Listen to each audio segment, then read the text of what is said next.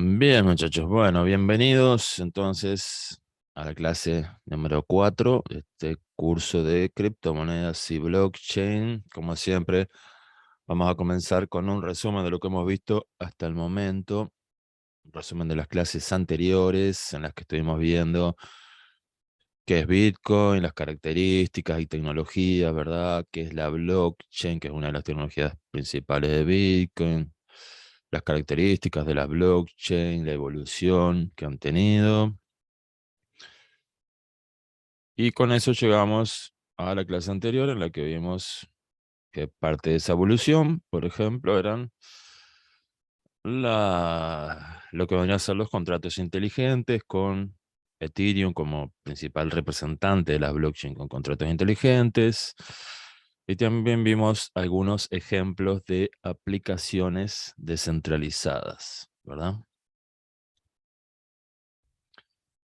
Así que ahora comenzamos formalmente con la clase número 4, en la que vamos a estar viendo algunos tips, algunos consejos o algunas también herramientas y formas de analizar proyectos cripto.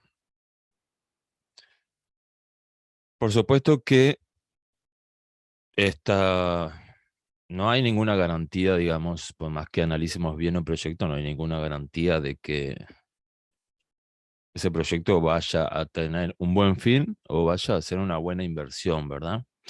Inclusive ahora al principio vamos a ver, digamos, bueno, algo así como una checklist, digamos, de lo que tenemos que revisar, de las características, detalles que tenemos que revisar para ver si estamos ante un buen proyecto o no, o quizás no tanto. Y después me gustaría, si quieren ir pensando algún proyecto que tengan en mente, que para hacer, digamos, tipo una práctica y estarlo analizando acá al final luego de la presentación de estos tips. Entonces, bueno, aunque parezca una cuestión obvia, lo primero que debemos averiguar es de qué se trata ese proyecto, ¿verdad? Es decir, ¿qué problema viene a solucionar?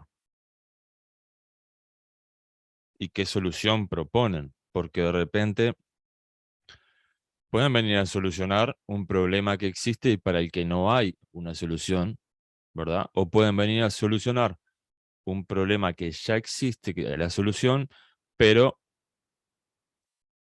con una solución diferente, digamos, con una aproximación, ¿cómo es que se dice la palabra? Con una aproximación diferente hacia el problema, ¿verdad? O sea, ¿es una solución innovadora? Digamos, si ya existe otra solución, ¿es una solución innovadora o es igual a lo que ya teníamos antes? También es importante saber o averiguar cuál es el objetivo a largo plazo. Si se trata de simplemente un token, digamos, que un token lo puede crear cualquiera en un minuto, ¿verdad? A partir de clics, ni siquiera se necesita saber programar, ni siquiera se necesita tener muchos conocimientos técnicos. O si se trata de una blockchain, por ejemplo. ¿Por qué es importante esto? Bueno, el tema, por ejemplo, el token, si es un token o si es una blockchain, tiene mucha relevancia en varios sentidos. Por ejemplo, un token, como digo, lo puede crear cualquiera en un minuto. Entonces, el costo, con la facilidad que se puede crear, es muy utilizado. Los tokens generalmente se utilizan cuando se quiere hacer scam, cuando se quiere estafar gente, lo que se crea es un token, porque es muy fácil. Y además, en el caso de que, digamos, de que es un token de un proyecto válido, no es una estafa, pero es un token de un proyecto válido, de un proyecto real, bueno, el costo, digamos, la facilidad con la que se pueden crear, resulta en que le aparezca competencia a ese proyecto también es bastante fácil, porque cualquiera podría con un clic muchas veces crear. Entonces, digamos, por ejemplo, si esos proyectos, digamos, es un proyecto real, pero simplemente es un token y es muy nuevo, todavía no tiene una comunidad formada alrededor, digamos, no tiene gran capitalización ni nada, bueno, es muy fácil que le puedan aparecer competidores y se vuelve un proyecto, un tipo de proyecto muy popular, ¿verdad? En el caso de las blockchain es distinto. Normalmente las blockchains suelen ser proyectos más serios. ¿Por qué? Porque son proyectos que requieren, o sea, crear una blockchain requiere un conocimiento técnico superior. Normalmente siempre va a haber gente, van a ver que en esos proyectos van a encontrar muchos programadores a cargo, ingenieros, porque lleva muchísimo más trabajo y, por ejemplo, en cuanto a lo que es programación, ¿no? Y en ese caso también hay que ver si, bueno, lo que decía antes, ya existen muchas blockchain, ¿para qué queremos otras? O sea, ¿qué nos vienes a ofrecer? ¿Cuál es la ventaja de utilizar tu blockchain en vez de utilizar todas las otras que existen, la de Solana, la de Ethereum, la del propio Bitcoin, etcétera? Y también es ver importante si ese proyecto tiene un mapa de ruta claro, establecido. Además del objetivo, bueno, ¿cómo van a llegar a ese objetivo? Ya saben cómo lo van a llegar. Y en caso de que sea un proyecto, digamos que, por ejemplo, no es 100% nuevo, digamos, no es que están arrancando ahora, sino que ya tienen varias etapas cumplidas. Bueno, ¿cómo han venido cumpliendo esas etapas? Si las han venido cumpliendo en tiempo y forma, si están al día, ¿verdad? Y también, bueno, si no las han cumplido, ¿por qué no las han cumplido? Si tienen un buen motivo y si han dado explicaciones y cómo, digamos, han informado eso y transmitido esa información siempre a la comunidad, si han sido transparentes en cuanto a, bueno, los motivos de demora, podríamos decirle, en el cumplimiento de las etapas. Otros detalles a tener en cuenta también son lo que se pueden denominar los tokenomics.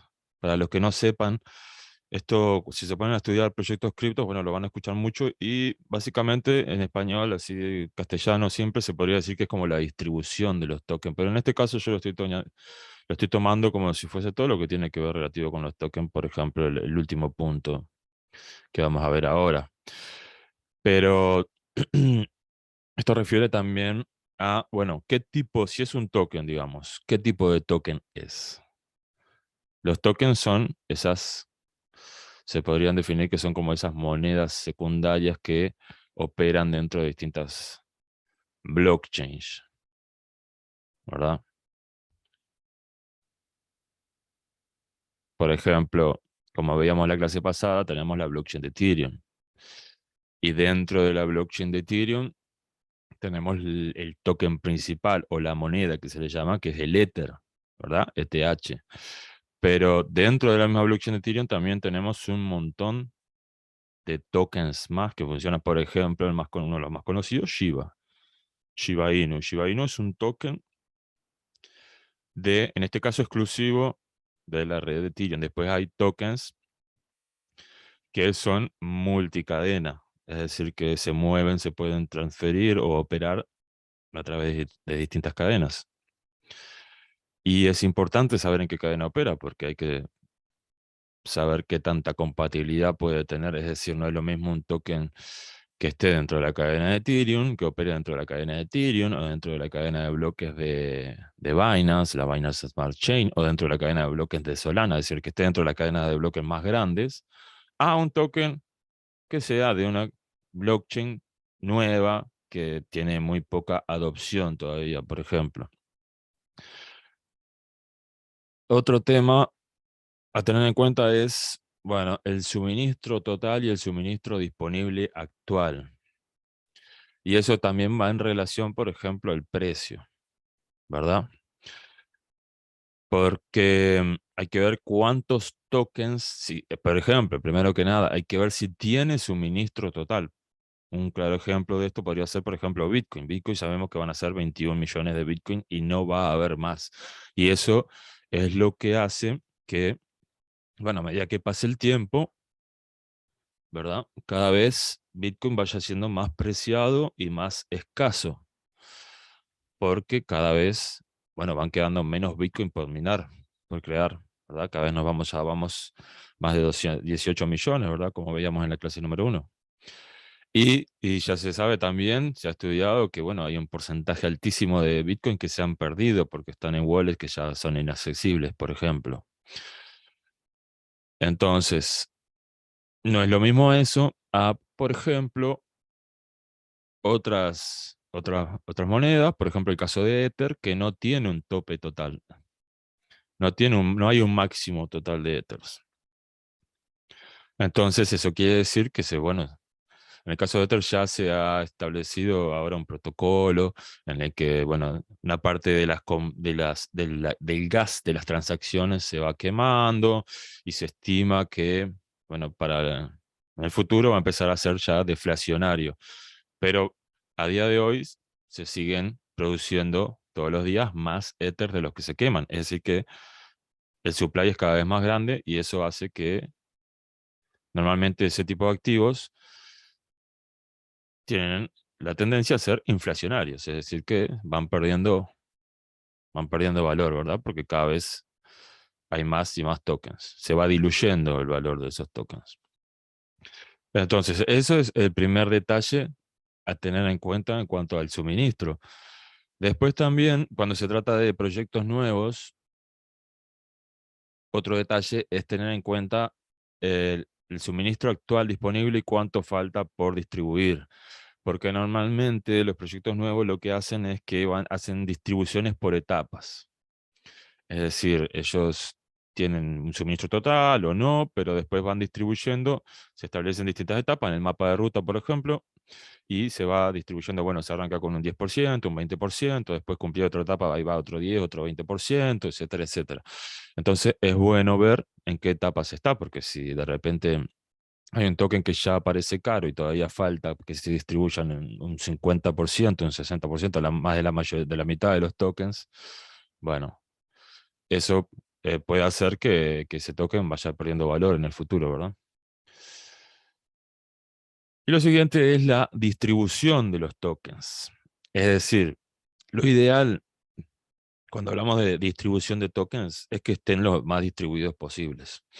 Porque si no, bueno, es cuando los tokens están en muy pocas manos o hay una cantidad muy importante que está en pocas manos, por ejemplo, en manos de los creadores, eso puede ser un riesgo a largo plazo si esos creadores de repente ya no están interesados en el proyecto y deciden vender. Ha pasado en muchos proyectos que, bueno, los creadores, incluso, bueno, quizás hasta de mala fe, han aprovechado alguna subida para deshacerse de todos sus tokens y eso hace que automáticamente todo el mundo entra en pánico, todos los poseedores o tokens entran en pánico y comiencen a vender porque dicen, bueno, si el creador ya no tiene fe en esto y se vendió todos los tokens, este, eso es una alerta roja.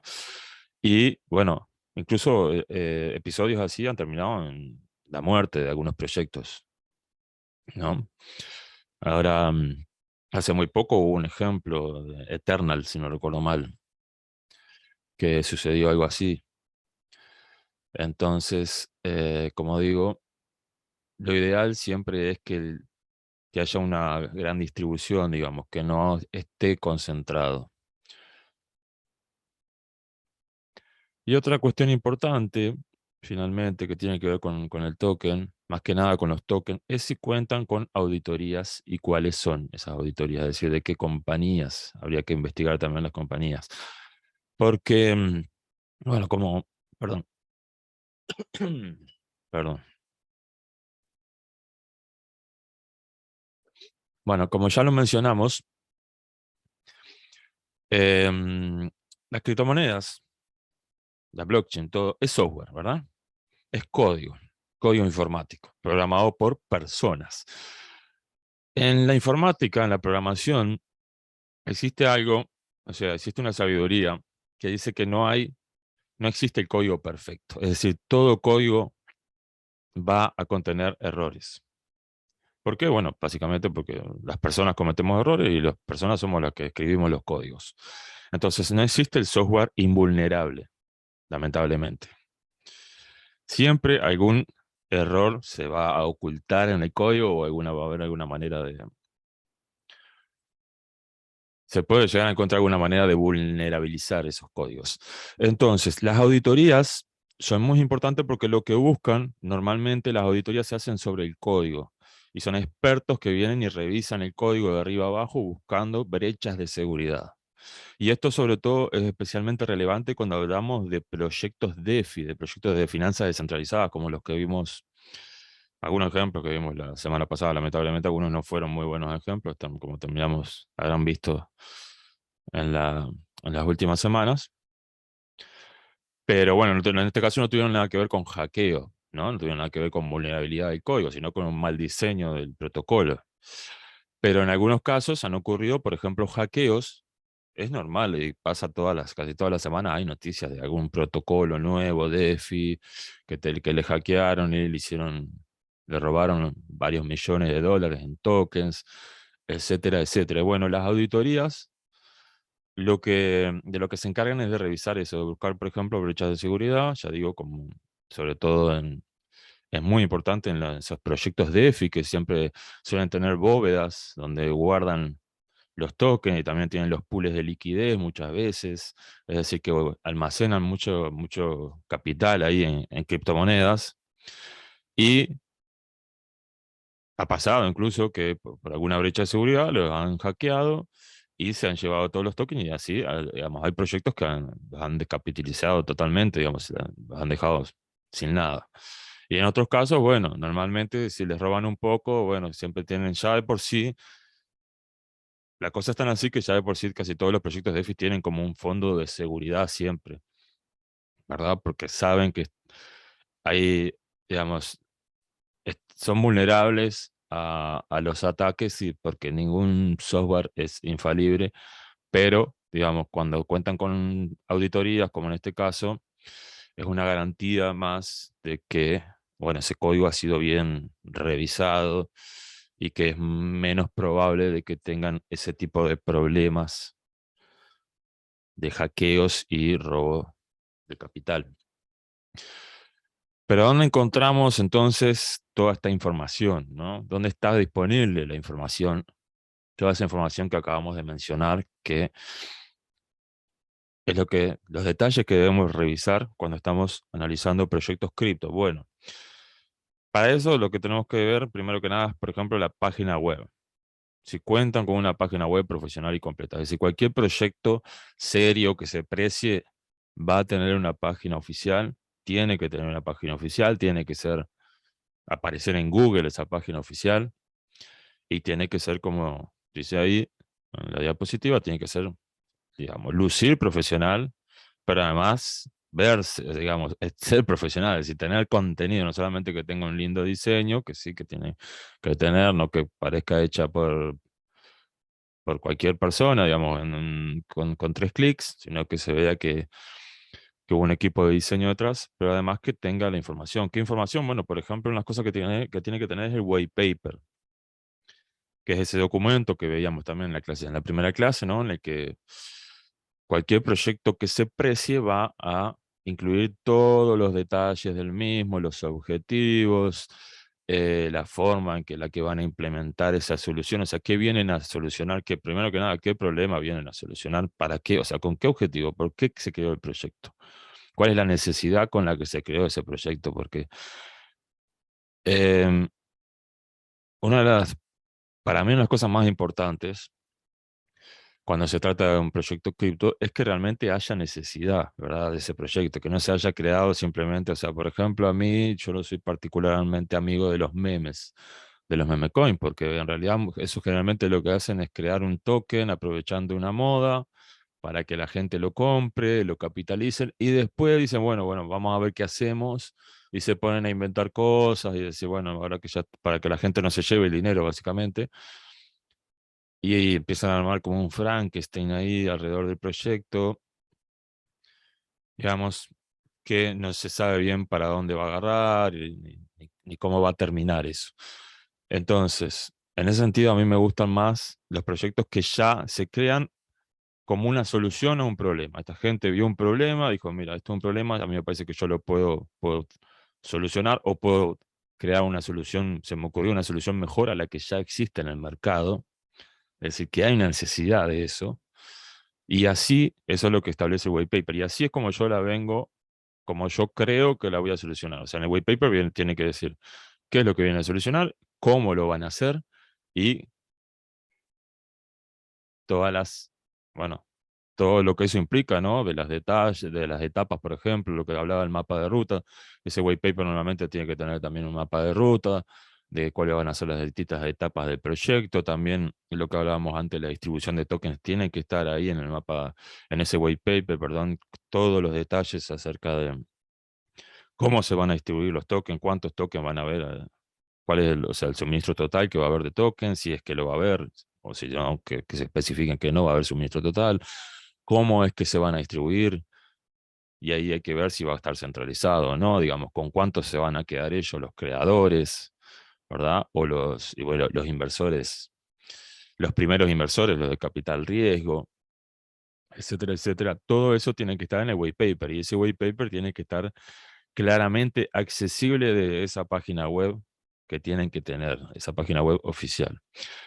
Otro detalle importante para saber si es un proyecto medianamente serio, tiene que estar en CoinMarketCap o en CoinMarketCap y en todas estas páginas de, de listado de tokens, ¿verdad? De estos directorios de criptomonedas, como son CoinMarketCap o CoinGecko o CoinPaprika. Seguramente el más conocido que deben de conocer todos acá, CoinMarketCap, me imagino que lo deben de conocer todos, pero hay más, como vamos a ver ahora, más páginas donde obtener información, como vamos a ver ahora en la parte de las herramientas. También es interesante ver, bueno, en qué posición tienen el ranking. O sea, la posición del ranking es según la capitalización. Entonces ahí vemos la capitalización que tiene ese token. Eso es interesante para ver, por ejemplo, bueno, el potencial de crecimiento que puede tener. Digamos, por ejemplo, los proyectos grandes que ya están en el top 20, top 50, top 100, es más difícil que crezcan que un proyecto que está en el puesto número 200, por ejemplo. Pero ya si está en el puesto 5.000 o 10.000, y si se trata de un proyecto nuevo, puede ser normal y ahí tiene más potencial de crecimiento. Pero si se trata de un proyecto que ya tiene un tiempo, bueno, eso puede ser una alerta roja porque por algo se mantiene tan bajo en el ranking. Y otra información que tiene que estar disponible en la página web y preferentemente también en el white paper o light paper. ¿Cuál es la diferencia? Perdón, acá me salté algo. ¿Cuál es la diferencia entre white paper y light paper? Porque seguramente van a encontrar a veces que no hay un white paper, sino que hay un light paper. El light paper es como una versión preliminar. Cuando hay un light paper, quiere decir que ese proyecto es muy nuevo. Es decir, que todavía están viendo y pensando en todos los detalles del proyecto. Cuando hay un white paper es porque ya está todo más definido. Es un proyecto que ya está encarrilado, digamos. Pero cuando lo que hay es un light paper, van a ver que un light paper normalmente es un documento mucho más corto, mucho más escueto en cuanto a información y que le van a faltar más detalles. Porque es como un documento preliminar, digamos, es como más que nada como una declaración de intenciones. Normalmente quizás hasta no tiene muchos detalles técnicos. En el white paper sí tiene que haber detalles técnicos. En este de acá de la izquierda tiene que haber detalles técnicos. Cuando se trata de soluciones blockchain, por ejemplo. En el light paper normalmente es mucho más, quizás no hay, porque es mucho más escueto, como digo, porque es como llama. Se trata cuando, digamos, el light paper es cuando un proyecto está en etapa alfa o no, que no ha llegado a beta todavía. Y bueno, volviendo al último punto, lo ideal es que se conozcan con nombre y apellido los principales responsables y bueno, y también ver quiénes son, ¿verdad? Investigarlos, ver si es gente reconocida del ámbito cripto, si no, dónde han trabajado antes, etcétera, etcétera. Es decir, si bien Bitcoin, que es la moneda principal, es muy bueno, digamos, que sea anónima, ¿verdad? Uno confía en Bitcoin porque básicamente una de las cosas que lo hace a Bitcoin ser lo que es que, bueno, Satoshi Nakamoto no sabemos quién es, entonces no hay un responsable detrás. Pero eso no aplica para los proyectos nuevos. Los proyectos nuevos es al revés. Hoy en día los proyectos que salen y no se identifica a la persona, bueno, eso en realidad yo lo veo más que nada como una señal de alerta, sobre todo porque hoy en día, digamos, en el 2009 esto fue un invento que se regaló a la humanidad, es otra situación, y ahora lo que hay son un montón de gente que está intentando aprovecharse o incluso estafar, ¿no? Creando proyectos muchos proyectos que después no terminan en nada, que no son más que formas de quitarle el dinero, de intentar quitarle el dinero a la gente. Entonces, hoy en día ya no aplica lo que sí aplica para Bitcoin, no aplica para proyectos nuevos. O sea, así es como lo veo yo, por lo menos.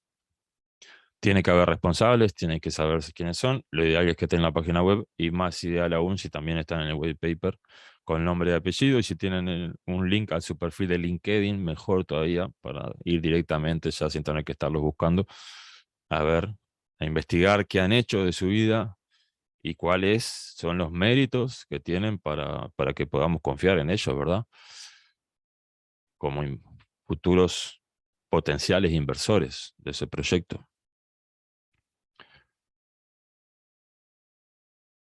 Mm. Otro ítem importante es el tema de, bueno, lo que es la aceptación y el acceso. Y esto cuenta sobre todo, por ejemplo, em, puede aplicar para algunas monedas como, bueno, se ha visto en el caso de los memes. A mí no me gustan, pero básicamente la aceptación y el tamaño de la comunidad, lo que es la validez del proyecto a nivel social, digamos, que han logrado, en base a marketing más que nada, pero han logrado generar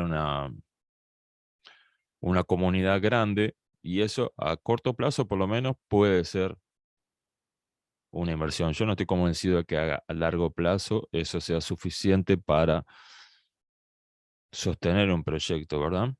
Para que llegue a buen puerto. Pero a corto plazo bueno, se ha visto que puede dar muy buenos rendimientos.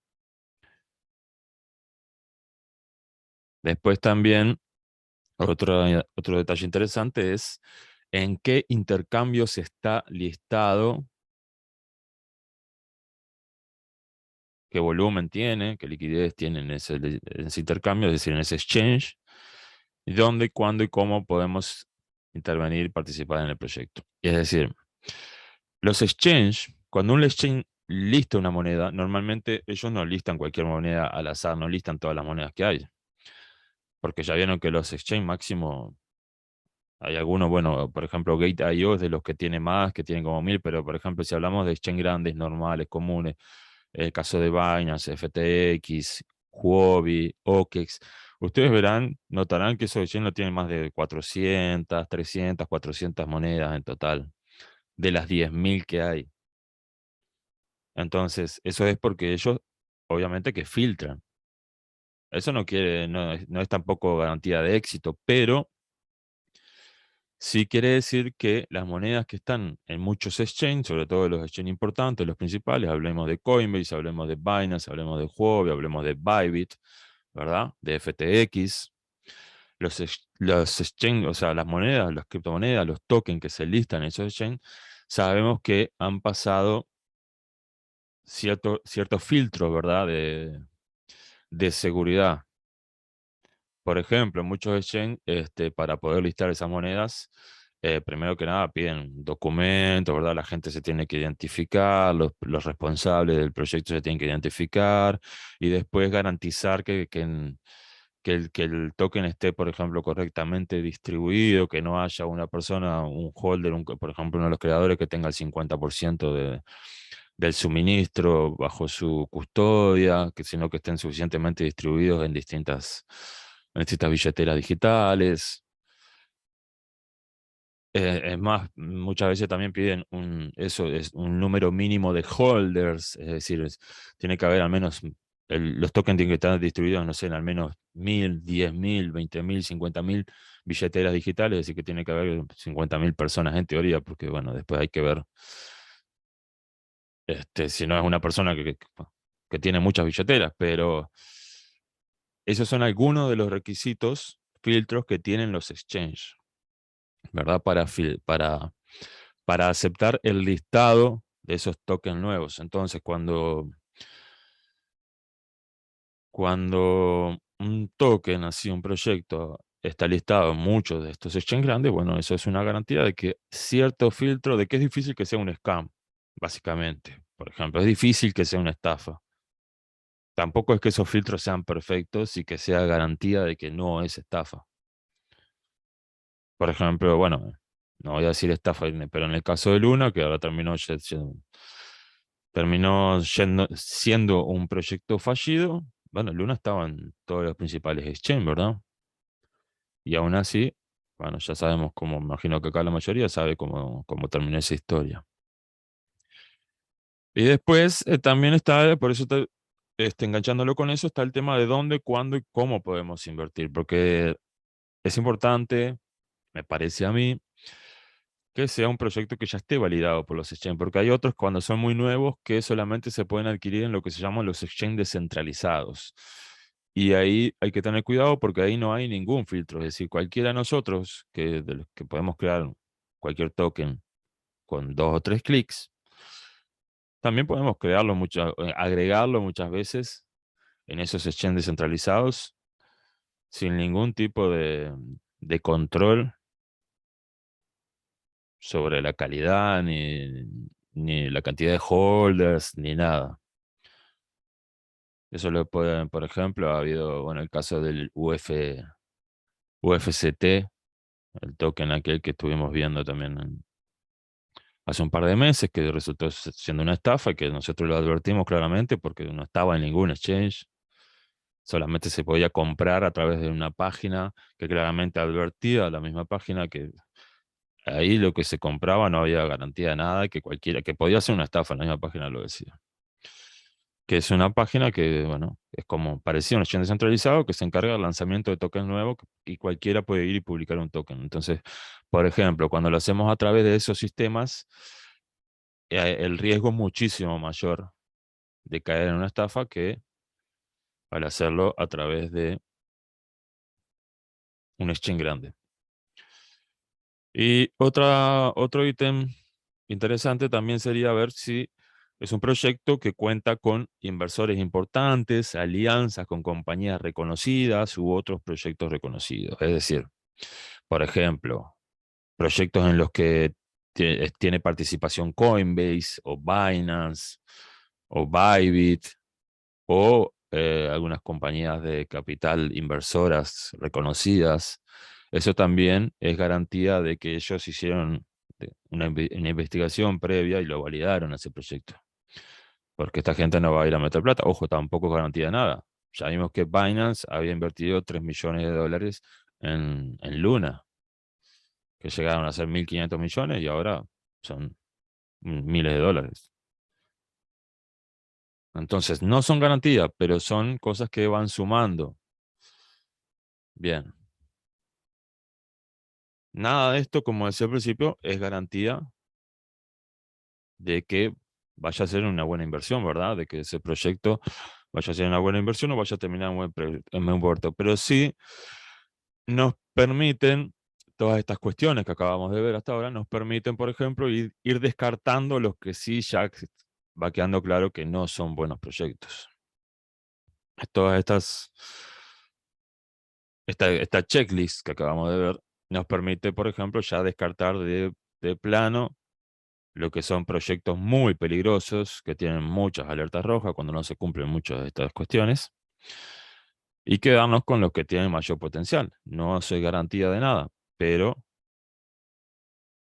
sí que nos permite filtrar. Y bueno, entonces esto sería, lo que acabamos de ver, sería la lista entonces de los principales detalles que tenemos que revisar. Ahora, ¿cómo los revisamos? Bueno, la primera herramienta para revisarlos es esta de acá, para buscar información. Todos la conocen, se llama Google. ¿Cómo se hace? Bueno, se busca token, por ejemplo. Queremos averiguar ingresar a la página del token Waves, ¿verdad? De la cripto Waves. Entonces ponemos Waves. ¿Cuál es el problema con esto? Esto es un truco que ya les quiero enseñar. Si ustedes ponen Waves, es una palabra en inglés bastante común, significa olas. Entonces, Así nomás no van a encontrar la página del proyecto. Aunque bueno, acá está, miren, se ha vuelto tan popular que ya aparece Web Exchange. Pero en ese caso, cuando son palabras populares, lo que tenemos que hacer es agregarle la palabra cripto o token. Por ejemplo, Web Crypto. Ahí nos va a aparecer el primer resultado es a CoinMarketCap. Y el segundo debería de ser, si no es el primero, debería ser el segundo, el enlace a la web oficial.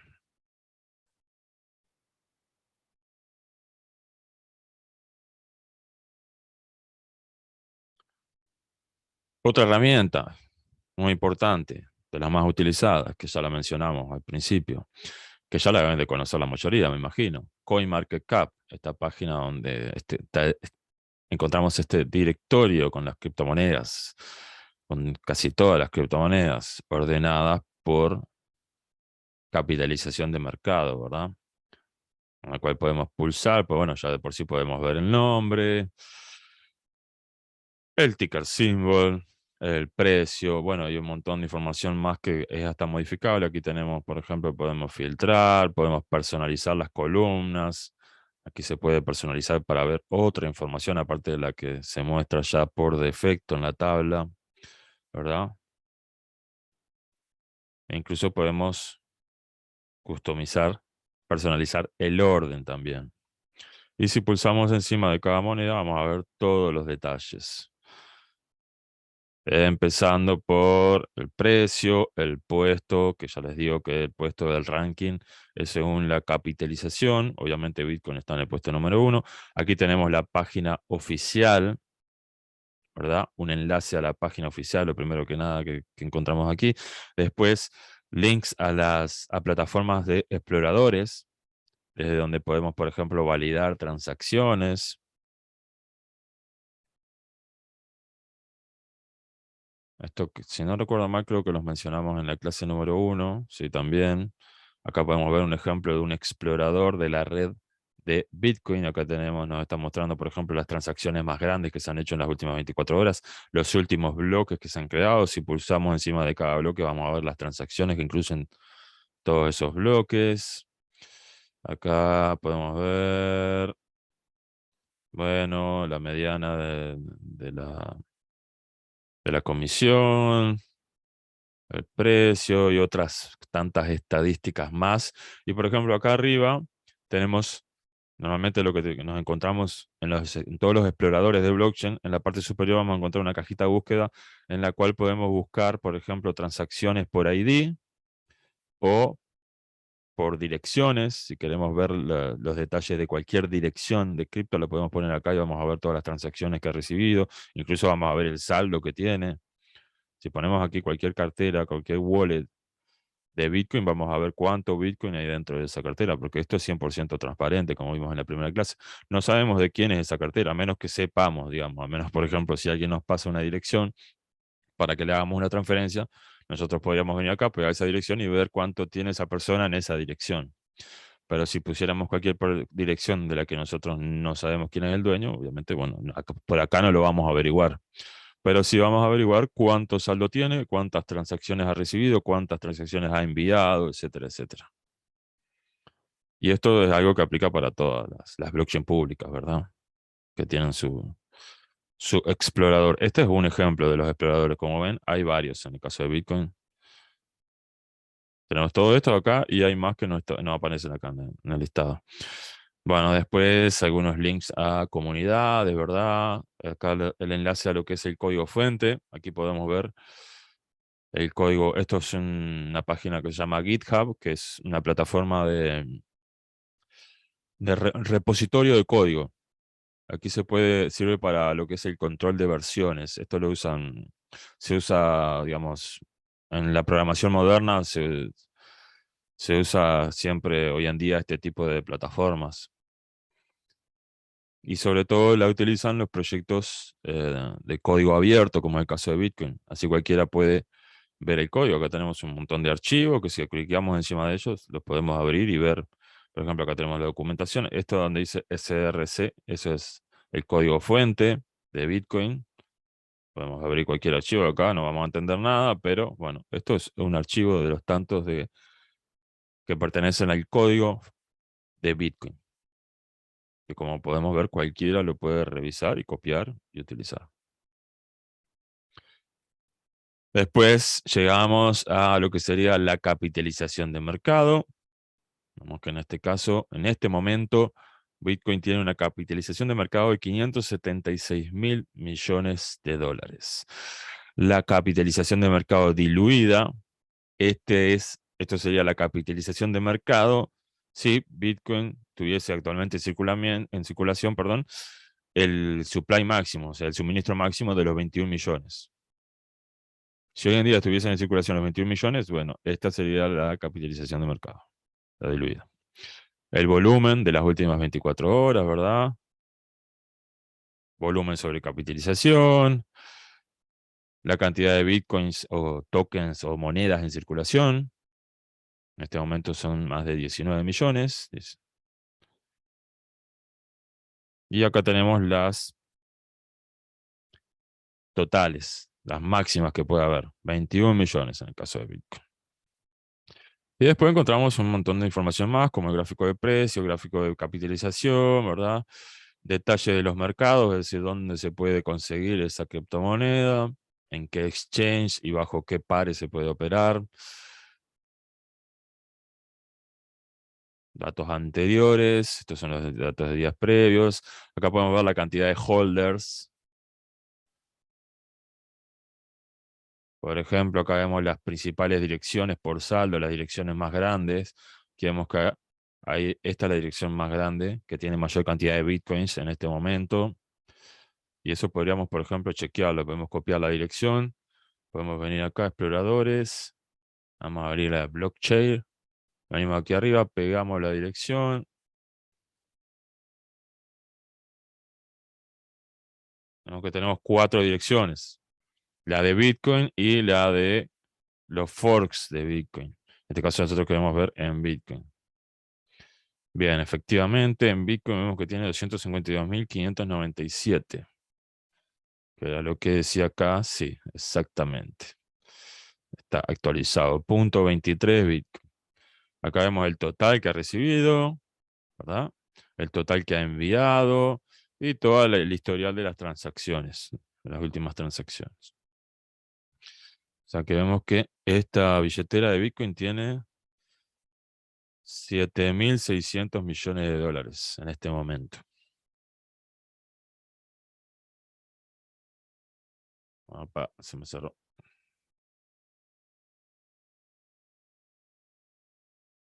Bueno, y después, bueno, encontramos también información del proyecto, ¿verdad? En este caso, el equipo de desarrollo. También tenemos información de, bueno, las carteras que podemos utilizar, que aceptan esta moneda en particular, al ser Bitcoin, bueno, básicamente la mayoría. Noticias, redes sociales, valoraciones, análisis, etcétera, etcétera. Acá también, si estamos en el panorama principal, en el resumen, vamos a encontrar, por ejemplo, los detalles de qué se trata ese proyecto, quiénes son los fundadores, ¿verdad? Qué lo hace único, etcétera, etcétera. Y mucha más información.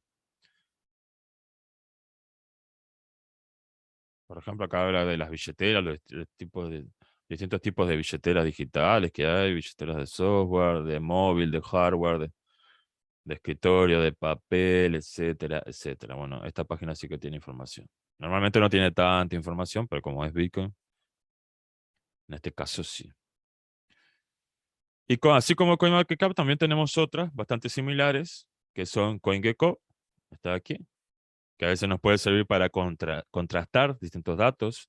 A veces puede haber veamos información que puede ser un poco sospechosa, porque puede haber glitch o errores, no sé, por ejemplo, a veces en la cotización, ¿verdad? Lo que es el precio, en lo que es el market cap. Por ejemplo, cuando hay alta volatilidad, pasó hace poquito, hace la semana pasada con Luna, que de repente los datos estaban un poco extraños. Y en ese caso podemos venir y utilizar esta otra plataforma para contrastar. Y también tenemos la de Coin Paprika. que es otra plataforma del mismo estilo.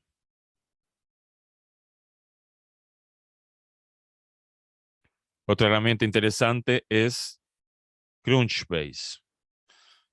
Esta es una herramienta que nos permite averiguar información sobre los proyectos, información, por ejemplo, de quiénes son los inversores que hay detrás. Por ejemplo, si ponemos, a ver, vamos a poner Solana. Aquí tenemos, Solana es a Crypto Startup. Nosotros venimos aquí y vemos que cuánto ha recaudado, por ejemplo, en rondas de inversión, quiénes han sido esos inversores, por ejemplo,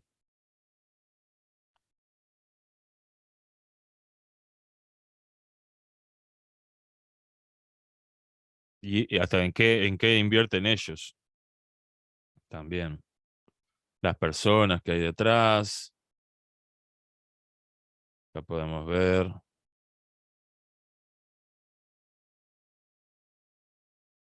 quiénes son los responsables del proyecto, etcétera, etcétera.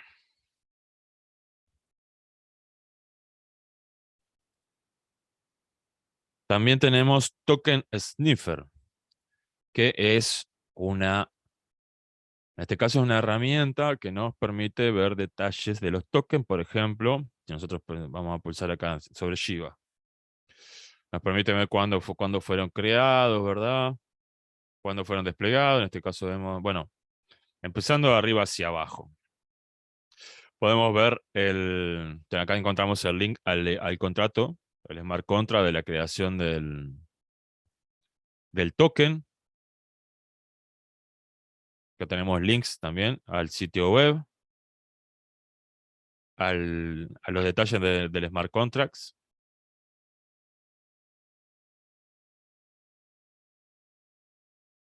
Pues bueno, tenemos un gráfico, después cuándo fue desplegado, en este caso vemos que el 31 de julio del 2020. Acá tenemos también el contrato y después un resumen de una pequeña auditoría. Lo voy a traducir, lo voy a poner en español. Que por ejemplo, no, bueno, nos dice los análisis de los intercambios, el toque se puede vender, acá nos dice si el toque se puede vender. No es un honeypot, es decir, honeypot son esos tokens como pasó, por ejemplo, quizás alguno aquí lo recuerden, con el token aquel famoso del juego del calamar, en el que estafaron a mucha gente. Ese token en el smart contract tenía una cláusula que hacía que la gente no lo pudiera vender. Entonces la gente cuando vio que era una estafa, no pudieron deshacerse de esos tokens. Y eso era porque eso era un honeypot, como se conoce. Esta herramienta permite verificar que el contrato inteligente en el que está basado el token no tiene ese tipo de cláusula.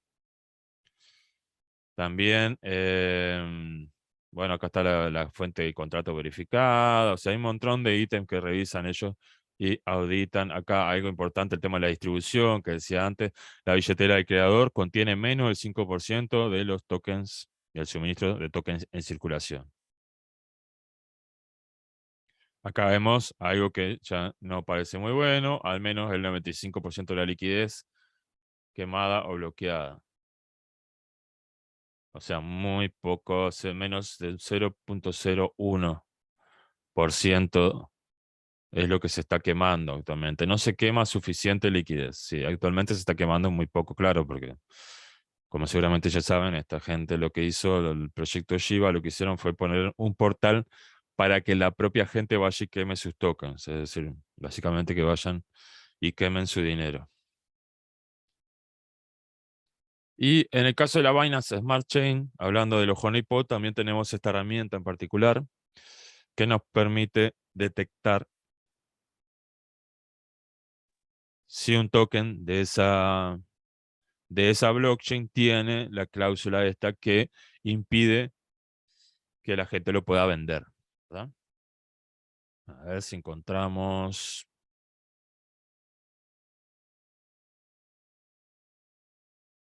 alguno que sea de la Binance Smart Chain.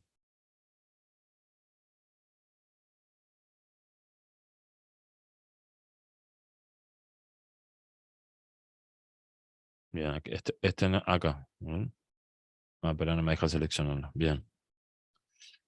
Como ven, acá tenemos listados 1.489.822 tokens y de los cuales 122.904, bastante pocos, han sido detectados como scams o posibles estafas, que es para lo que sirve esta herramienta. Muy bien, bueno, no sé si tienen alguna pregunta, muchachos, o algún token que quieran que revisemos, por ejemplo, de ejemplo.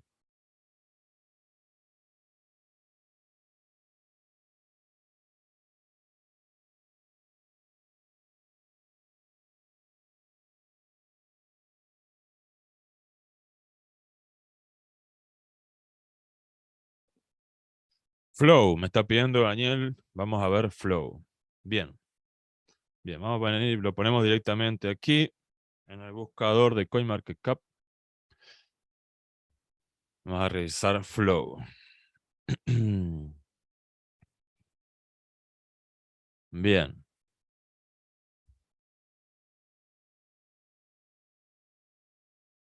bien, acá aparece un contrato de la red de Ethereum.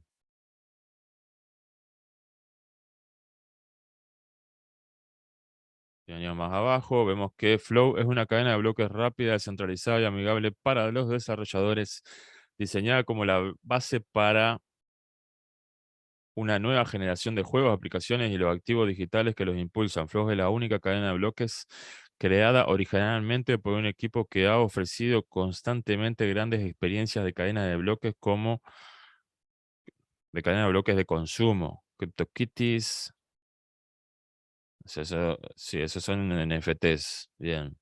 El token Flow.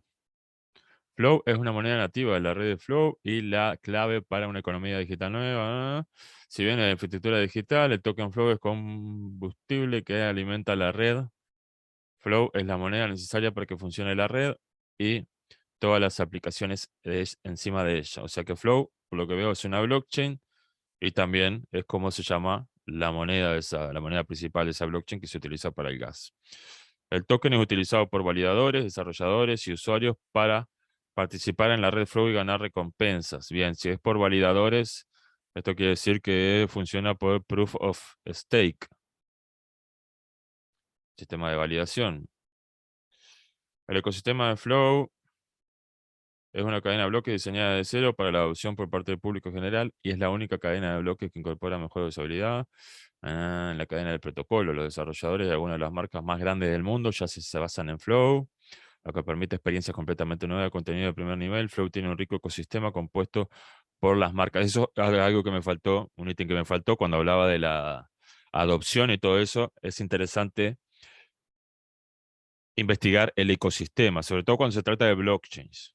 Cuando se trata de blockchains, es bueno ver, bueno, cómo está, qué ecosistema se ha formado alrededor de esa blockchain, ¿verdad? Que, o sea, cuando hablamos de ecosistema, estamos hablando de todas esas aplicaciones descentralizadas que corren encima, que se ejecutan encima de esa blockchain, ¿verdad? Por ejemplo, exchange descentralizados que son para la blockchain, que funcionan en la blockchain de Flow, por ejemplo.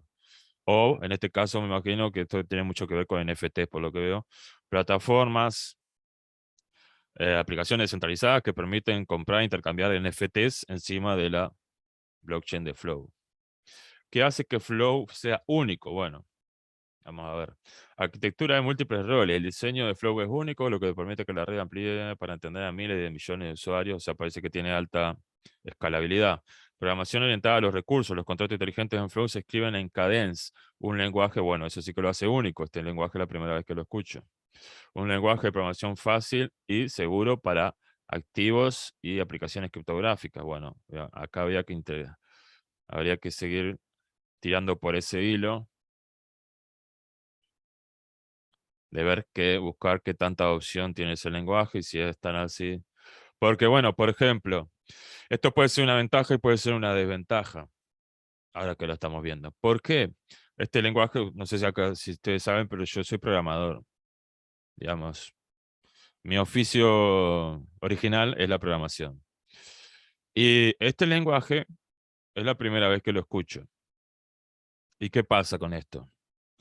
Bueno, los lenguajes nuevos pueden ser muy buenos, porque muchas veces, bueno, traen mucha estructura moderna, digamos, y normalmente vienen ya orientados, en este caso sobre todo, a veces vienen orientados, no sé si es en este caso en realidad, pero vienen orientados, a ver,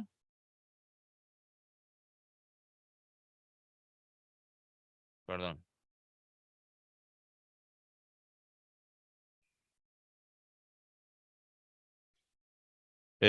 Como decía, estos lenguajes muchas veces ya vienen orientados, digamos, a un uso en específico, no son lenguajes como se conocen de uso general. Y eso es bueno porque muchas veces lo que hace es ya aumentar la productividad, ¿verdad? Ser más simples y traer, digamos, herramientas que hacen que sea más fácil implementar soluciones en ese tipo de tecnologías para las que fueron creados. Es decir, de repente, si esto fue creado para eh, programar blockchains, va a ser un lenguaje mucho más eficiente para eso que otros lenguajes más generales que se están utilizando a día de hoy. Y eso es bueno. ¿Cuál es el problema? Que si es un lenguaje nuevo, no va a haber muchos programadores. No va a haber muchos programadores que lo conozcan. Así que, y eso puede llegar a dificultar después el crecimiento del proyecto porque no va a encontrar mano de obra, o sea, no va a encontrar programadores capacitados para poder continuar con el desarrollo y expandirse rápidamente. ¿Por qué, por ejemplo, Ethereum se expande tan rápido y hay tantas cosas en Ethereum? Tiene que ver con el hecho de que Ethereum trabaja, o sea, en Ethereum se programa en Solidity, que es un lenguaje ampliamente conocido porque, bueno, es el primer lenguaje que se empezó a utilizar para los smart contracts. Entonces, la mayoría de los programadores que programan para blockchain, ¿verdad? Conocen Solidity. Es como el lenguaje que más se utiliza. O sea, no debe haber, raro sería que haya un programador de blockchain que no conozca Solidity. Después pueden conocer otros lenguajes extra específicos, pero Solidity lo conocen todos. Y en este caso, bueno, esto puede ser un arma de doble filo en ese sentido. Entonces es un detalle que hay que tener en cuenta. Que vemos que es un nuevo lenguaje de alto nivel, sí, orientado específicamente para el desarrollo de smart contracts. Aquí lo pueden ver. Habría que ver, lo que habría que estudiar acá sería qué tantos desarrolladores hay en este lenguaje en este momento. Por ejemplo, a ver, Stark. Hay una. Star, Stack Overflow. Bien, hay una web.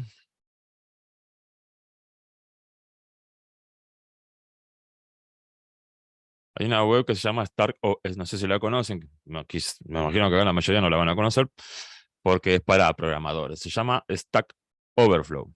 Es una web que utilizan todos los programadores para,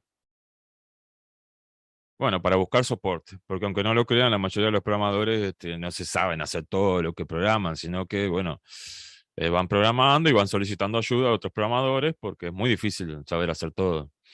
Y esta es una de las webs más comunes para eso, para donde se juntan los programadores y hacen consultas y hay otros programadores que los ayudan, le responden, porque, ¿cómo se hago tal cosa? Bueno, mira, eso lo puedes hacer así y así. Y viene otro y dice, no, mira, también lo puedes hacer así y así. Y así es como una comunidad, ¿no? Que se ayudan todos mutuamente. Y todos los años, por ejemplo, ellos hacen encuestas y además se basan en las consultas que reciben, en las estadísticas de la cantidad de consultas sobre determinado lenguaje, y permite medir, bueno, la adopción que está teniendo, por ejemplo, cada tecnología, cada lenguaje de programación, bueno, cuántos programadores hay programando en ese lenguaje. A ver, ¿dónde es que están los Community Technology? Aquí está. The most popular technologies. Por ejemplo, acá podemos ver el lenguaje más popular de programación es JavaScript. Después está Python, Java, Node.js, TypeScript. Y podemos ver que si ustedes se fijan, a ver si está Solidity por acá. Por ejemplo, está Rust. Rust es uno de los lenguajes nuevos de nivel general nuevos, o sea, más utilizados, de los más nuevos. Y es el que se utiliza para Solana o el que utilizaba, por ejemplo, Luna. Que eso es un plus, es decir, por ejemplo, estos lenguajes, como digo, son de nivel general. Entonces, quizás no van a ser tan eficientes o tan productivos cuando los utilicen para programar una blockchain, como puede ser este de Cadence. Pero lo que sí va a hacer es que cuando Solana o Luna necesiten programadores, necesiten contratar programadores para crecer rápido, para desarrollar aplicaciones centralizadas y todo eso, van a encontrar un montón de programadores en el mercado porque, saben, el 7% de todos los programadores del mundo utilizan ese lenguaje. En este caso, bueno, ni siquiera Solidity aparece acá. Imagínense, base de datos. Pero bueno, me estoy yendo, quizás me fui mucho por las ramas ya. La cuestión es que el tema ese de la tecnología es un tema relevante, sí. Ergonomía del desarrollador, desde contratos inteligentes actualizables hasta Flow Emulator. Esta red está diseñada para aquellos que deseen crear productos valiosos para la comunidad. Bueno, bien. A ver, acá vemos lo otro que hablábamos, los creadores. Dapper Labs, bueno, en este caso parece que Dapper Labs, parece que hay una empresa detrás. Fue el creador original de Flow Blockchain, así como CryptoKitties, Dapper, fundada en 2018, Dapper Labs, utiliza tecnología de cadena de bloques para aportar nuevas. Bien, acá podemos buscar a ver qué hay de Dapper Labs. Bien, Fun and Games. Bien, ok. Vemos que ellos están detrás de varios proyectos ya reconocidos del mundo cripto. Esto sería algo bueno. Blockchain is for you, we for you. O sea, ya tienen un nombre, ya tienen una reputación dentro del mundo cripto y por lo que veo están bastante enfocados al tema de los NFT. También podríamos venir a Crunchbase y pegar aquí y ver que... Ah, no, eso no. Venimos acá, bueno, vamos a ponerlo así. Dapper Labs. Dapper Labs, exacto. Y acá podemos ver quiénes son los fundadores, dónde están establecidos. Dapper Labs, están en British Columbia, Canadá. Tienen entre 101 y 205 empleados. Podemos ver que han realizado 46 inversiones, una adquisición.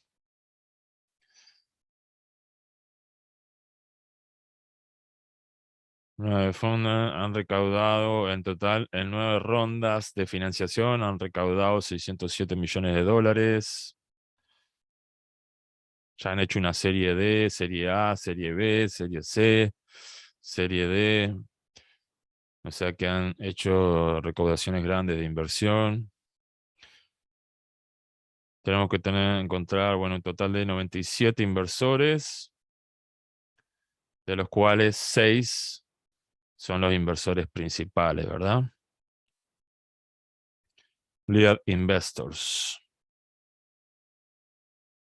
Y acá si seguimos tirando el hilo, podemos ver que Venture Capital, 964 inversiones, 70 número de inversiones. Esto es nada más que en la ronda D. Esto es lo que han recaudado en la ronda D. Por supuesto que esta plataforma, bueno, si se paga la versión premium se puede tener información mucho más completa, que no es el caso que yo tengo aquí. Vamos a ver las inversiones que ellos han hecho. Dalila, Phantom Galaxy, The Football Company. Bueno, vemos que están invirtiendo en plataformas. Floaty is a peer-to-peer collateralized NFT. Mira, una plataforma peer-to-peer para el intercambio. No, a ver. Ah, para préstamos respaldados por NFT. Imagino que por el nombre y todo debe de funcionar encima de la blockchain de ellos. A ver.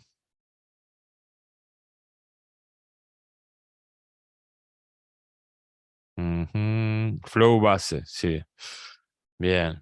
Están invirtiendo en su propio ecosistema, por lo que vemos aquí. Eso es bueno también. Ok, bien. Acá tenemos recursos, el manual. Economía de tokens. Obtenga más detalles sobre los tokenomics, la distribución. Bien. Ok.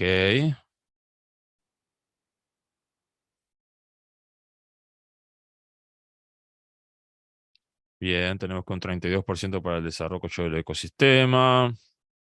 El 20% lo tiene la compañía fundadora y el otro 18% lo tiene el equipo de desarrollo. O sea que entre la compañía fundadora y el equipo de desarrollo tienen el 40%. El equipo de ventas tiene un 10% por la sala ventas de la comunidad. Esto ya no me gusta tanto, que Dapper Labs y el equipo de desarrollo tengan tanto peso, tienen un 40% entre los dos. Mm, pero bueno, vemos que la información está bastante completa.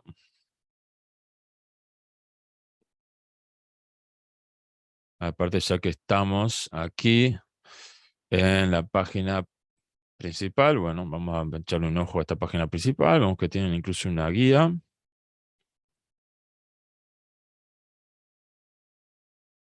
Inclusive está parcialmente traducida al español.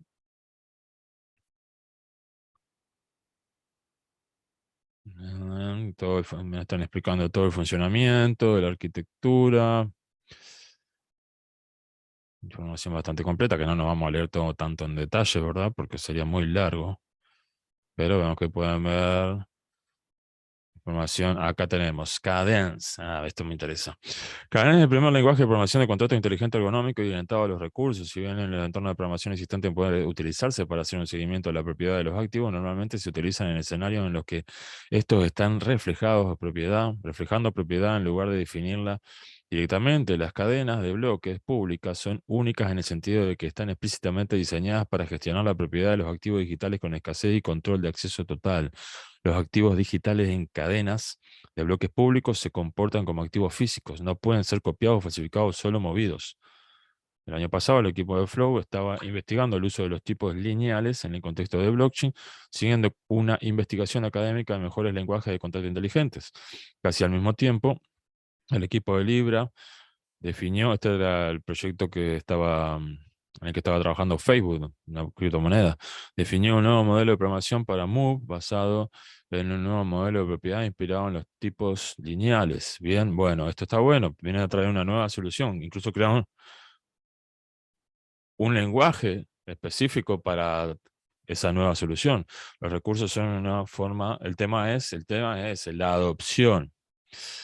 Nos llamó tanto la atención el poder de la programación orientada a recursos que es otro detalle, es otro paradigma de programación muy distinto al que utilizan la mayoría de los programadores hoy en día de los lenguajes de programación. Lo más común es lo que se llama, bueno, creo que lo mencioné arriba, la programación orientada a objetos. Esto de programación orientada a recursos es un paradigma distinto, lo que acota más el tema de la cantidad de programadores que puede haber después disponible. Programación orientada a recursos es un nuevo paradigma, bien, como decía, un nuevo paradigma diseñado para ser seguro y fácil de usar. Por primera vez, los desarrolladores pueden crear artefactos digitales excepcionalmente duraderos en los que la propiedad es rastreada por el propio lenguaje, lo que permite una nueva y poderosa categoría de aplicaciones. Bien, a ver, como el primer lenguaje de programación de alto nivel orientado a los recursos, Cadence tiene una sintaxis cómoda y ergonómica que lo hace fácil de usar, claro. Bueno, hay que ver qué tanta ventaja tiene, porque ese es el tema, es un nuevo paradigma. Entonces, si es un lenguaje que realmente trae mucha ventaja en cuanto al paradigma normal, que es el orientado a objetos, como yo ya decía, bueno, eso puede decantar en que cada vez más programadores lo empiecen a adoptar, si realmente trae mucha ventaja. Si no aporta mucha ventaja, es muy difícil que que suceda esa adopción, ese cambio, porque digamos, bueno, aprender un nuevo lenguaje ya de por sí es un trabajo que hay que hacer, ¿no? Que lleva un tiempo. Y ya aprender un nuevo paradigma también es algo más difícil todavía para un programador, digamos. Y si ya tiene un paradigma que le funciona bien, al menos que este nuevo paradigma le aporte muchas ventajas, es difícil que se produzca ese cambio. O al menos que esta plataforma logre una gran adopción, ¿verdad? Así que en ese sentido, bueno, no sé si le puede terminar jugando en contra, digamos. Bien, siguiendo. Acá tenemos technical papers. Acá tenemos documentos técnicos. Consenso y cómputo. Bueno, acá está hablando del lenguaje de programación. Bueno, esto es lo mismo que ya leímos. Está interesante, pero bueno, acá tenemos cómo se van a formar los bloques y la verificación de la ejecución.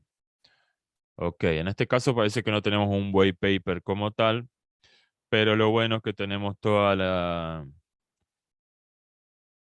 información está disponible aquí en la página web. Una página web muy completa a nivel de información básica y a nivel hasta de información técnica. Eso está bueno. También acá tenemos los partners, aceleradores, a ver quiénes son los socios. 300. Bien.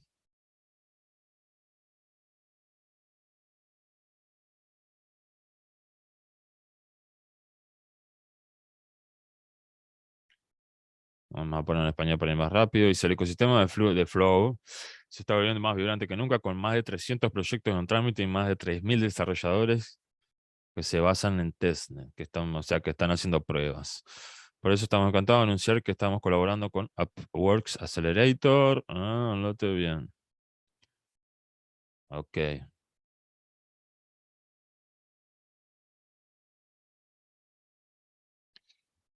Bien, en cuanto a la información, en cuanto a la web, está muy bien. Se ve que es un proyecto serio. La información está muy completa. También tenemos, bueno, acá podríamos ver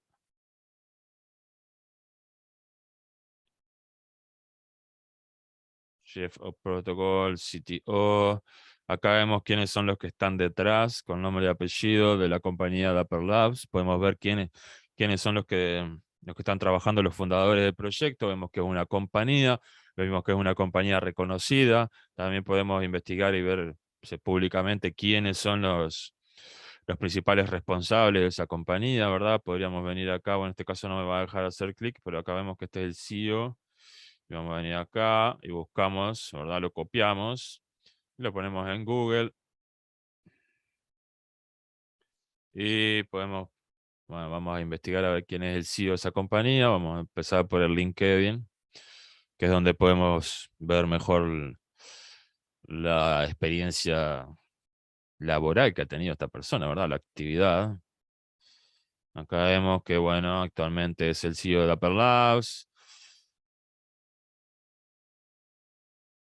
Trabajó responsable también de CryptoKitties, esto de los NFT famosos, plataforma famosa NFT.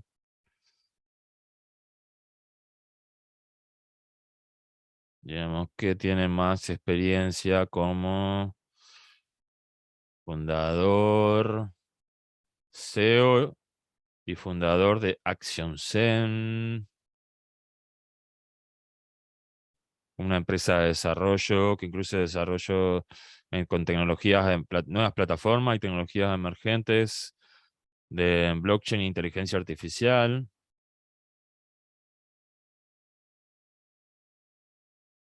Inversor también.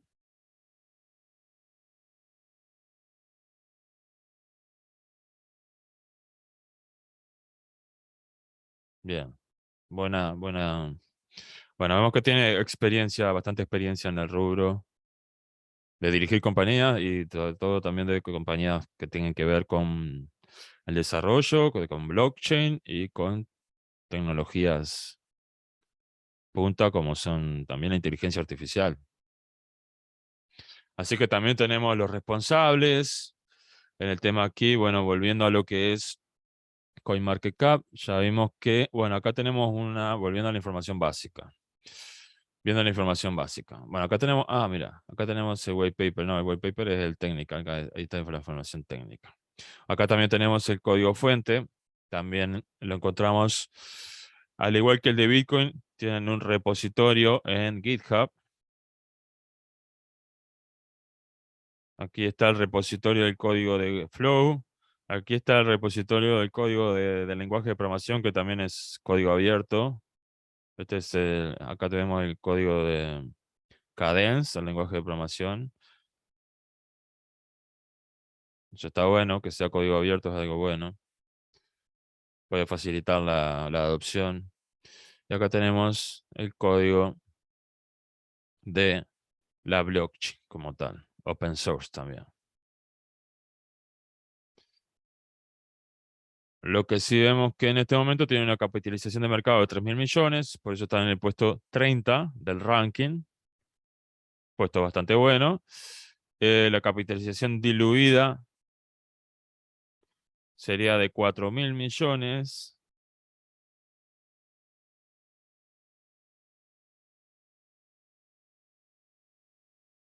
Lo que sí podemos ver, un detalle interesante, es que parece que no tienen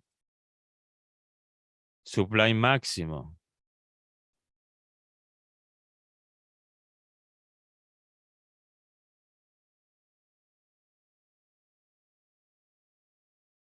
Y eso es algo no bueno, pero tampoco es tan malo, pero siempre son mejores los proyectos que tienen un suministro máximo definido.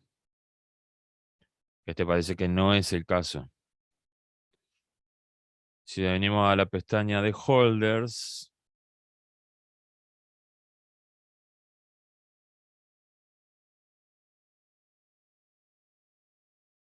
bueno, vemos que no hay muchos holders. Esto es una alerta roja. Es decir, según esta información que tenemos acá en CoinMarketCap, podemos ver que hay el top 10 de holders tienen actualmente en posesión el 92,8% de los tokens. Vemos que acá hay una dirección que ya tiene el 32,57% de tokens del suministro total. Es decir, no tiene una buena descentralización. Esto para nada, básicamente. Y eso sería una alerta roja. Hay que ver después, bueno, me imagino que esto debe ser lo que tienen los fundadores, lo que tiene el equipo, pero bueno, sigue siendo falta de descentralización. Vemos que la segunda wallet ya tiene casi, que más tiene, ya también tiene casi el 30%. Hay una tercera que tiene el 10%, otra que tiene casi el 8%. Y como digo, si vemos aquí, el top 10, hay 10 holders. En 10 holders, en los 10 primeros ya está el 92% del total de suministro. O sea que en cuanto a descentralización, no se llega a un buen puntaje este proyecto.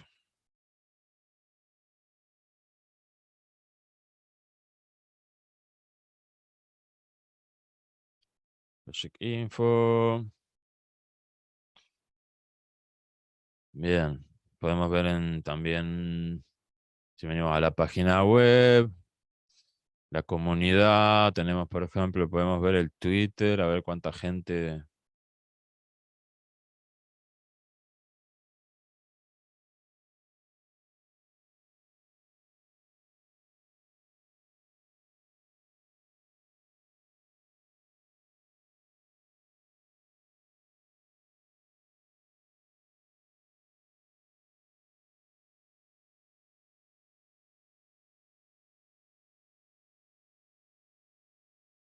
Está muy centrado en el desarrollo, ¿verdad? Destacan mucho lo que tiene que ver la experiencia para los desarrolladores.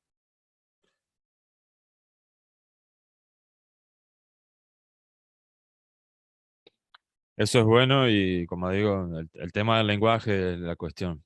Pero es bueno porque cuanto más fomenten que haya desarrolladores, es decir, que se cree un ecosistema, más gente lo va a usar.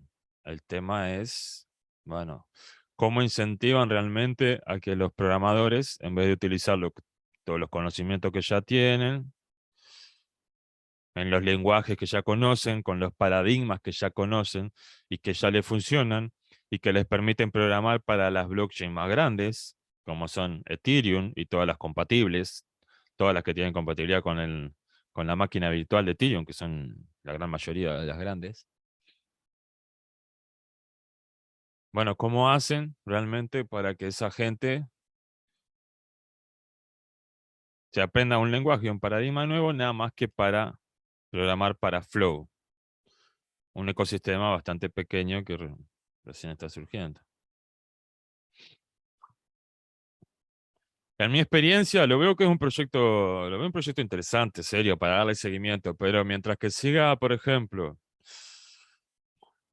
mientras que siga teniendo eh, esa centralización en la distribución de tokens, yo tendría cuidado. Por ejemplo, yo tendría mucho cuidado. Hasta que no se distribuyan mejor los tokens, yo no me metería ahí. Es decir, no puede, el 10%, 92% de los tokens los tienen 10 holders. Y básicamente ni siquiera eso, porque, a Sí, ver, pero yo pienso, Henry, que tal vez podría ser que ellos están tratando como de mantener el control de la moneda para evitar especulación mientras empiezan. ¿No podría ser eso? y bueno, eso se llama centralización. Están teniendo el control de la moneda. Si mañana, ¿qué pasa si mañana ellos quieren vender? Claro, claro. Si ellos se empiezan a deshacerse de esos tokens a lo loco. Porque ese es el problema. O sea, los proyectos que han tenido los dueños han tenido el control de la moneda y después han vendido, han terminado mal. Porque la gracia se supone acá que es, bueno, la descentralización. Entonces yo, viste que por eso te digo, yo le daría seguimiento y esperaría que se distribuyan más los tokens. Sí, bueno, no, quizás va a estar más caro cuando eso suceda, pero quizás esté más caro precisamente por eso, porque al ver que se distribuyen más, que ya no está tan centralizado, tan concentrado, en tan pocas manos, bueno, ahí hay gente que se va a empezar a animar a invertir más, porque si tú te fijas en realidad, a ver, déjame ver una cosa. Ni siquiera es el top 10. Si nosotros vemos acá, agarremos el top 5. Vamos a sumar esos porcentajes del top 5.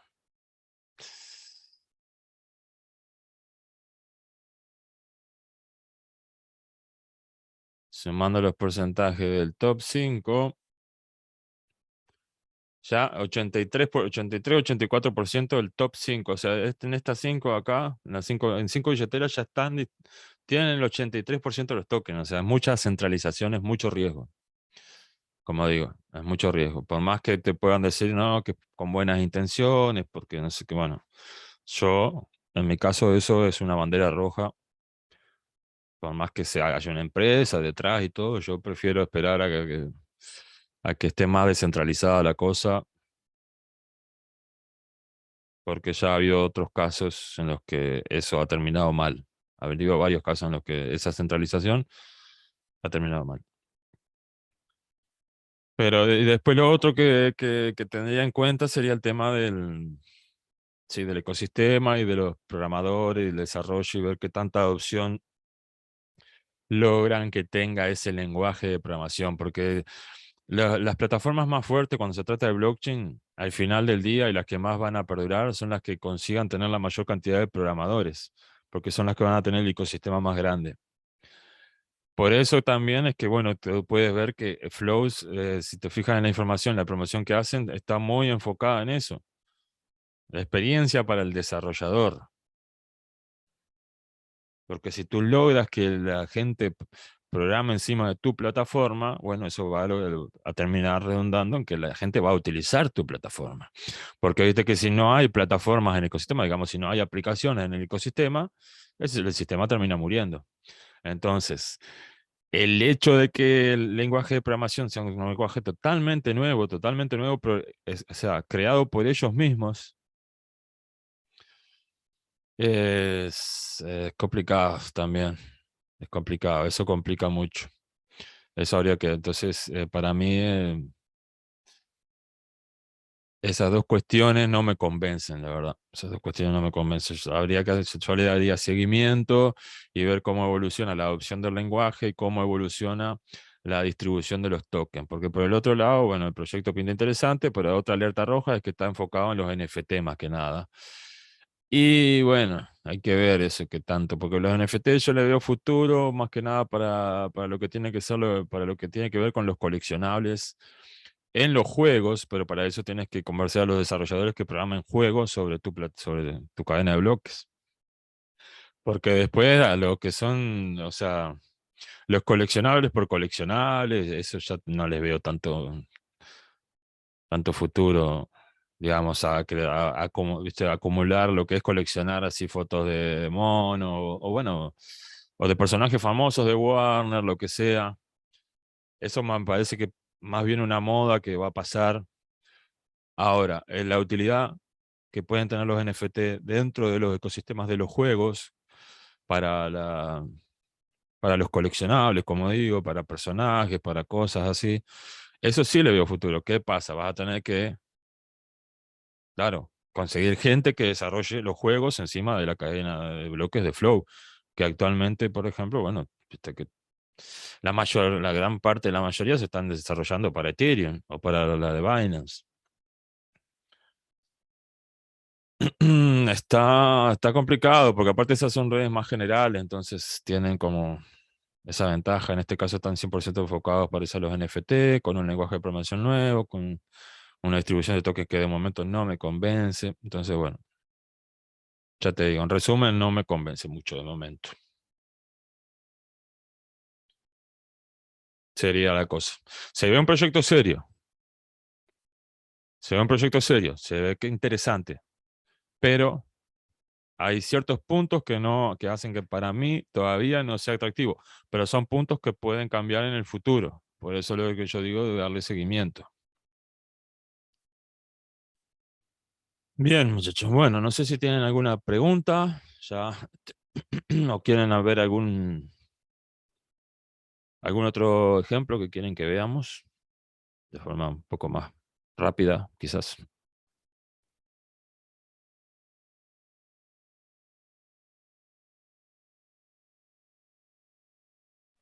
Henry, perdona, yo Sí, mismo quería preguntarte algo. Cuando hablan de quemar, eh, a qué se refieren cuando están así quemando gas? cuando hablan de quemar, Sí, que están quemando quemar, gas o algo así. Sí. sí, eso es quemar tokens. Es básicamente sacarlos de circulación. Normalmente lo que sucede es que se mandan para una billetera que no sirve para nada, que nadie tiene acceso. Entonces se saca, así es como se sacan de circulación. A veces se queman tokens directamente. Bueno, por ejemplo, Binance, viste con BNB. Bueno, BNB tiene un protocolo que ellos van comprando tokens y cada cierto tiempo van quemando. Cada varios meses, pum, los mandan para una billetera que nadie tiene acceso y se queman. Ethereum, por ejemplo, ahora lo que implementó es que una parte, viste, de los fees que pagamos cuando hacemos transacciones a través de la red de Ethereum, viste que antes eso, por ejemplo, iba todo para los mineros, ahora una parte directamente se quema. Entonces se va sacando. Cada vez que alguien hace transacciones, viste que se paga el gas, bueno, una partecita de ese gas se va eliminando. Se quema, se saca de circulación. Shiba Inu, por ejemplo, creó bueno, la solución que a mí no me parece la menos, ¿cómo podría decirle? La menos interesante y la menos útil en realidad, que ellos crearon un portal para que la propia gente queme sus tokens. O sea, tú vas básicamente, los pones ahí, le dices que los vas a quemar y tus Shiba Inu se vuelven, o sea, ya no sirven para nada, se mandan a una dirección que ya nadie la tiene acceso y ya no sirven para nada. Y a ti lo que te dan es otro token que te permite ganar unas recompensas ahí, pero que digamos que es un token nuevo que no tiene valor ninguno prácticamente. Entonces, bueno, como una solución, por ejemplo, porque la quema de tokens, lo que hace, se utiliza, es para, por ejemplo, en el caso de Ethereum, para intentar no ser tan inflacionario. Viste que Ethereum, cada vez que se mina un bloque en Ethereum, hasta el día de hoy, ¿no? Que trabaja con prueba de trabajo, o sea, que funciona con prueba de trabajo, como Bitcoin, cada vez que se mina un bloque, bueno, se generan un par de Ethereums. Creo que son dos con algo, ahora no recuerdo bien cuánto es que pero bueno, se generan un par de Ethereum, ¿viste? Y esos Ethereum se le dan como recompensa al minero o a los mineros que descifraron ese bloque, que generaron el nuevo bloque. Entonces, cada vez que se va generando un nuevo bloque, se van generando más Ethereum y más Ethereum y más Ethereum, como pasa con Bitcoin. ¿Cuál es la diferencia? En Bitcoin ya sabemos que, viste, que hay un supply máximo, un suministro máximo que va a haber, que son 21 millones, ahí ya no se va a generar más. Y además, en Bitcoin existe lo que se llama el halving, viste, que cada 4 años aproximadamente, ¿verdad? Se va reduciendo la mitad, esa recompensa se va reduciendo la mitad. Ahora es de 6,25 y después se va a reducir a la mitad. En el 2024 se va a volver a reducir a la mitad. Pero en el caso de Ethereum, no, eso no pasa. Entonces, como cada vez hay más y más y más, eso lo hace un activo inflacionario. El agregarle este protocolo de la quema de una parte del Office, lo que se intenta hacer es que no sea tan inflacionario, porque viste que, bueno, por un lado generan nuevos toques, pero por el otro lado se están disminuyendo un poquito. Y la idea es que eso aumente y que a la larga comience a haber cada vez menos tokens y no cada vez más. Pero parece que lo hace. Y por ejemplo, en el caso de BNB, es para eso, ¿viste? En el caso de la moneda esta de Binance, ellos imprimieron, no me acuerdo, creo que fueron 100 millones, y después de a poco las han ido recomprando y ya la van sacando de circulación, y eso va haciendo que el token cada vez. Sí, no, fueron más de 100 millones, no me acuerdo ahora cuántos millones fueron que habían imprimido, pero 200 millones, ahí va. Viste que ellos originalmente, mira, con un suministro total limitado de 200 millones y 100 millones ofrecidos en BNB en la ICO. O sea, fueron 200 millones al principio, ¿verdad? Pero si tú te fijas ya, hoy en día son 165 millones. Y cada vez van a ir quedando menos. La idea creo que es que queden 100 millones al final. Y eso lo que lo hace es un activo. Mira, bueno, acá está especificado. ¿Qué significa la quema de BNB? Bueno, antes de que BNB migrara a Binance Chain, Binance realizaba el quemado de monedas en la red de Ethereum utilizando una función de quemado de contratos inteligentes. La cantidad de monedas que quema Binance se basa en cantidad de operaciones durante 3 meses. Se basa en la cantidad de operaciones del exchange durante 3 meses. Desde el lanzamiento de Binance Chain, la quema de monedas BNB ya no tiene lugar en la red de Ethereum y ahora usan un comando específico en Binance Chain en lugar de un contrato inteligente. Bueno, no especifica en realidad. No especifica qué significa la quema, pero la quema es eso. O sea, se sacan de circulación, básicamente. Se envían a una wallet, se hace una transferencia, esos tokens se transfieren a una wallet a la que nadie tiene acceso, desde la cual ya no pueden volver a salir, no se pueden utilizar para más nada. Y a eso se le llama quemar.